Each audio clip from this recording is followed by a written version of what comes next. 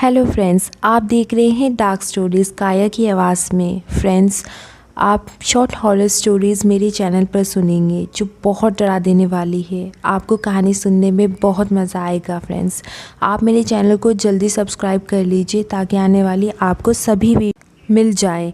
तो अब बढ़ते हैं कहानी की ओर। मैं और मेरे पड़ोसियों का खेत गांव में ही पड़ता है।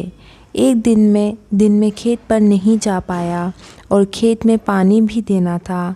काम में व्यस्त रहने की वजह से पूरा दिन यूं ही निकल गया।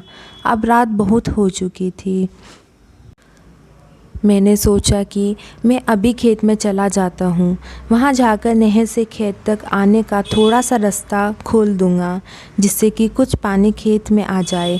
पर एक बात ये भी थी कि पानी का रास्ता खोलने के बाद थोड़ी देर वहीं रुकना है ताकि पानी का रास्ता फिर बंद कर दिया जाए, वरना खेत में अधिक पानी हो जाएगा। मैं घास काटने वाली गडासी लेकर खेत की ओर जाने लगा क्योंकि हमारे गांव में कोई भी अकेला या रात को गडासी लिए बगैर नहीं जाते।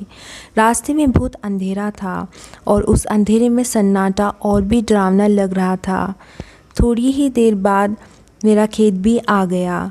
वहाँ जाकर मैं फावड़े से मिट्टी हटाकर थोड़ा पानी का रास्ता खोलने लगा और जब पानी का रास्ता खुल गया तो मैं खेत पर ही मिट्टी के ढेर पर बैठ गया।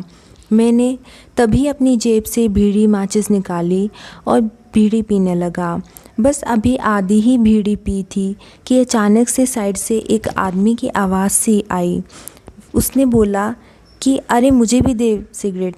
मैंने जैसे ही उस साइड मुड़कर देखा तो एक अजीब आदमी जिसकी आंखें बहुत चमक रही थी, वह मेरी ओर देख रहा था और मुस्कुरा रहा था। इतनी रात को भी उसकी आंखें इतनी चमक रही थी कि मुझे कुछ अजीब सा लग रहा था उसे देखकर।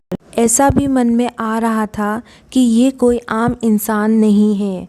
मैंने उसको अनदेखा सा कर बीड़ी पीने लगा। डर मुझे इतना लग रहा था कि एक हाथ में मेरी बीड़ी थी और दूसरे हाथ में गंडासी थी।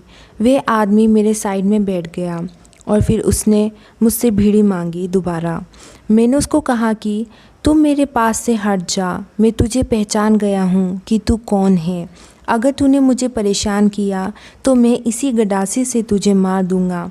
इतना कहकर मैं जल्दी से पानी का रास्ता बंद करने लगा। वह आदमी खड़ा हंस रहा था।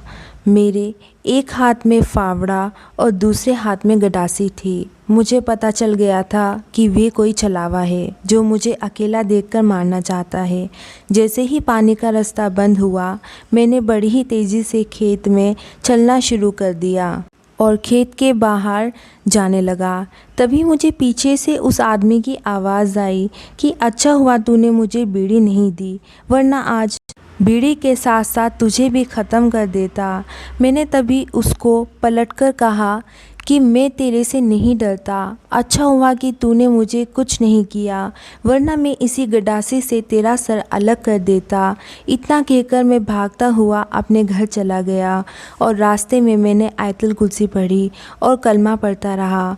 मैंने थोड़ी ही देर में अपने घर तक पहुंच गया। घर जाकर जब मेरी बीवी ने मेरा चेहरा देखा तो वह बेहद घबरा गई थी क्योंकि मेरी आंखें बेहद लाल हो गई थी और शरीर भी दर्द के मारे टूट रहा था।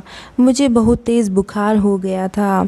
मैंने अपनी बीवी को खेत की सारी घटना बताई। घर के और भी लोग अब इकट्ठा हो गए थे। मेरे भाई ने पास ही के डॉक्टर को भी बुला लिया था। डॉक्टर ने मुझे दवाई दी पर जाते जाते कह गया कि किसी मौलवी साहब को भी बुला लो क्योंकि शायद इनको झाड़ फूँक की भी ज़रूरत है। भाई ने मौलवी साहब को भी बुला लिया। मौलवी जी आए और उन्होंने मुझे देखकर ही समझ लिया कि मुझ पर कुछ असर हुआ है जो सही नहीं है। उन्होंने मुझ पर दम किया। उनकी झाड़ फूँक से मुझे अब आराम महसूस हो रहा था। ऐसा लग रहा था कि शरीर से कोई भारी चीज़ उतर रही हो। काफ़ी हल्का और अच्छा महसूस हो रहा था और फिर मुझे काफ़ी अच्छी नींद भी आई।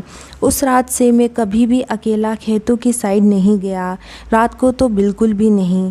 तो फ्रेंड्स, इस कहानी में बस इतना ही। जल्दी से चैनल सब्सक्राइब कर लीजिए और कहानी